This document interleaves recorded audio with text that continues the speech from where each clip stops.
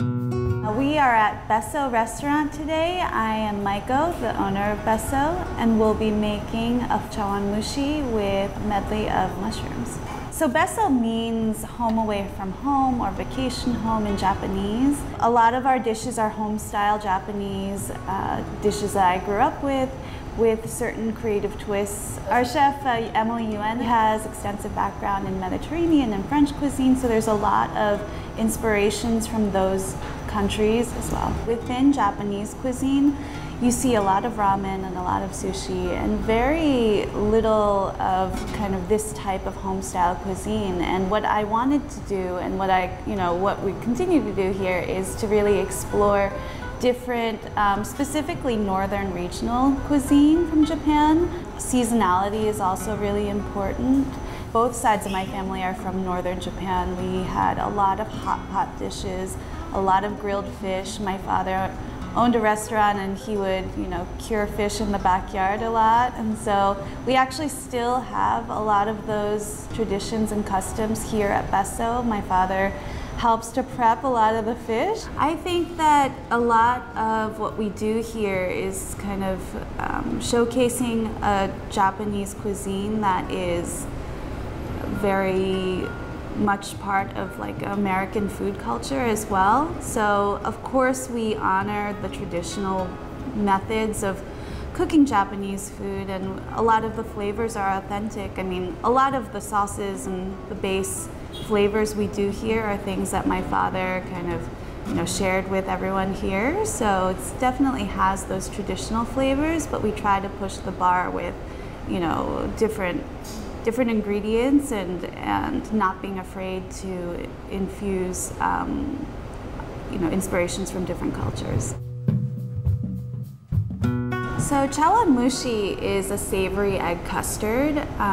There are different ways of showcasing the flavors and ingredients in a chawanmushi, but basically it's kind of like a savory flan, and you can put different things in there. For today we have different mushrooms. We use a mushroom stock made of shiitake mushrooms, and then we top it off with a little tempura of thyme, which is classic kind of French pairing with mushrooms. So chawanmushi is a steamed dish. You put it in a water bain and you let the egg kind of cook in a water bath, and it's a very slow process, but kind of slow and slow for about 10-15 minutes. But it's a very classic home dish. My mother would make it a lot when I was younger, and babies are usually offered chawanmushi when you're little. Mothers would make it really plain with like nothing in it, but as you get older, maybe you have some ginkgo nuts or edamame or shrimp and other items. So it's a lot of families make it at home because even though it's a very elegant dish, it's also pretty easy to make. It's like somewhere between a souffle and a soup.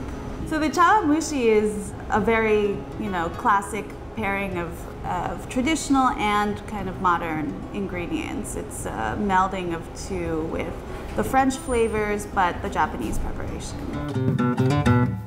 Well, I think that it's really important to embrace kind of the local ingredients. That's a key tenet of Japanese cuisine. I think that, just because we're serving Japanese food doesn't mean that we shouldn't embrace kind of the philosophies of behind cooking food. So instead of maybe shipping things from Japan, we try to use as much of local cuisine as possible. And I think herbs are so wonderful in the States, and it's something that you might not find in Japan, but it's a very complementary match. I think for a lot of people, maybe something like a savory custard is not like your go-to comfort food, right?